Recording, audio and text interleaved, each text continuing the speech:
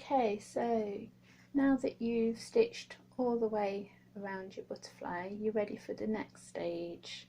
So you just want to make sure that you're coming up, that your thread's attached to the back again, and you just come up close to that butterfly and just do a random straight stitch like you've been doing, but just put it in any direction.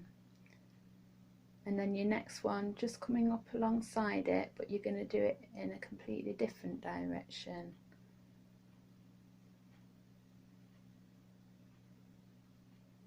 And we're just going to be stitching randomly. There's no set way of doing this.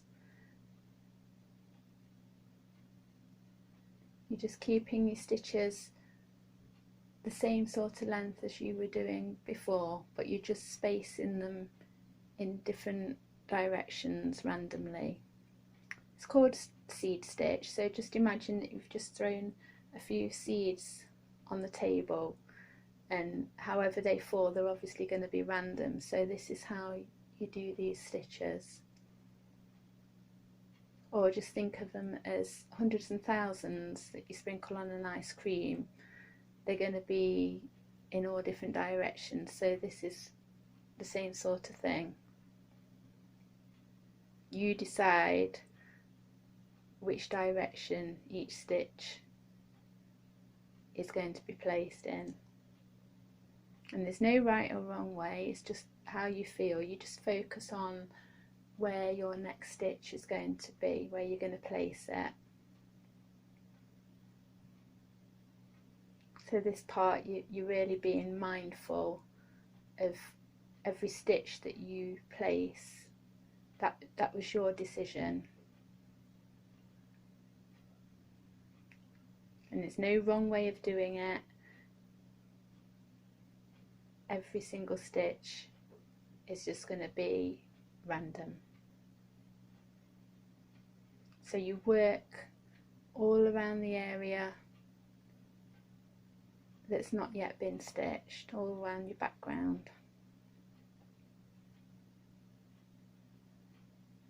And this will take some time, but just enjoy the process. If you want to just do it for 5 or 10 minutes and then have a break, come back to it later, then that's fine. It's supposed to be enjoyable, so if you get fed up with it, just put it aside for a while and then come back to it later. But you might find that you'll really get sort of in the zone, and while you're concentrating on this and being mindful with it, it stops all those other thoughts coming into your head.